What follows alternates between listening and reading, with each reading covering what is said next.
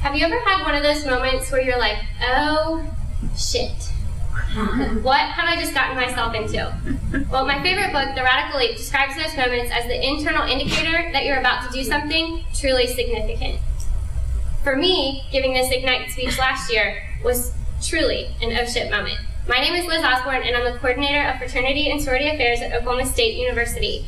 Prior to moving to Stillwater, Oklahoma, I went to Northern Kentucky University, and that is located just 10 short minutes from my parents' home, so I didn't go very far. At Northern Kentucky University, I joined the Eta Eta chapter of Kappa Delta sorority. I love my sorority. In the 3.5 short years that I spent as a collegiate member, I learned so much, and I worked really hard, and I gained a lot in return. That's my big. And I have to tell you that my sorority experience didn't start out that way. In fact, I was pretty rough around the edges when I started college, and I was known as a tough girl for one reason, and I would like you to guess it today. If you know the answer, please don't guess. What sport do you think I played in high school? Those are my students, they know the answer. Rugby? Rugby. Rugby, no. I did not play rugby. Crew. Dance shoe. Crew. Dance is funny. Wrestling? Yeah, wrestling. I, Liz Osborne, was a member of the varsity wrestling team, and I wrestled after high school as well. And the shock and awe you're experiencing right now is normal, I can assure you. A lot of people ask me, how? Why? Well, I can just tell you that I was in the right place at the right time. In middle school, I think I attended about 1 million assemblies, and one such assembly was the high school wrestling team recruiting. And we're sitting there in the bleachers, and I remember thinking, oh my god, this is so lame, please get me out of here. And then they asked for volunteers, and I was like, oh, me, pick me, anything to get me out of these bleachers right here and now. And I will never forget that first single leg takedown that they showed me. I was in love, and not with the wrestler I practiced on. And so, anyway, long story short, my friend Sarah and I went to wrestling practice rather than cheer tryouts that next fall. And I'll never forget the oh shit moment we experienced when we walked into that room. We're like, oh, so girls don't do this? Our bad. All right. Well, Sarah didn't last very long, but I didn't see her injury as a reason for me to leave the team too, so I stayed and I won my varsity position. And I learned so much as a wrestler. I can't even tell you, the black eyes, the bloody noses, the bruises, the length of my calves, those were not easy to endure. But the sneers and the stares from other teams, I think that was probably worse.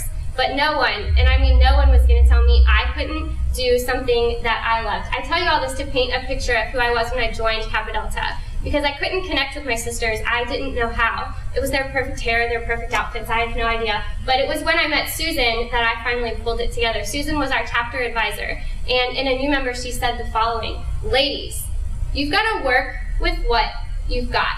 I wasn't the prettiest girl in my chapter, and I certainly wasn't the smartest, but I worked with what I've got, and so that made me great. So there's Susan. And so in that moment, I decided, yes, I'm going to take that advice, because what did I have? I had a never say die attitude, and if I could make it on the wrestling team, certainly I could make it in a chapter. So let's talk about the work with what you've got concept. It seems simple, right? Well, how many times have you looked like this kid, pouting because you didn't get your way? I mean, think about popular culture. We're constantly bombarded with new Lily Pulitzer dresses or Sperry's, or we need the new Apple product. Well, therein lies the challenge. You have to reframe your approach, and with that, positivity is key. How, you ask? Well, that's different for everyone. My best friend Alex Snowden, who's in the crowd, he approaches it this way. He has in his office what's called a feel-good folder. And in those moments when life sucks, he gets out the feel-good folder and he looks through it, and he remembers all the good times because of that. And so what I can tell you now is that, again, positivity is key. But sticking with that can be hard, even for me. I know recently I've been making that pouty face a lot because I've just absolutely hashtag over one of the councils that I work with. It's just petty bullshit argument after another petty bullshit argument. And so it's a little frustrating. But in those moments, I have to remind myself to come back and to be positive, because I have to think about what they have. And what do they have? They have an amazing, inspirational president. They have a constitutional convention coming up, and they have me, a relentless advisor. Oh shit, right? So if you're waiting for me to tell you what you have to work with, I'm sorry, I can't do that. That's an incredibly personal and introspective journey that you're going to have to take on your own. But what I can tell you is that if you do take that journey, there's an oh shit moment out there waiting for you. My name is Liz Osborne, and I'm not the prettiest girl in my sorority, and I'm certainly not the smartest, but I am a great Kappa Delta because I work with what I've got.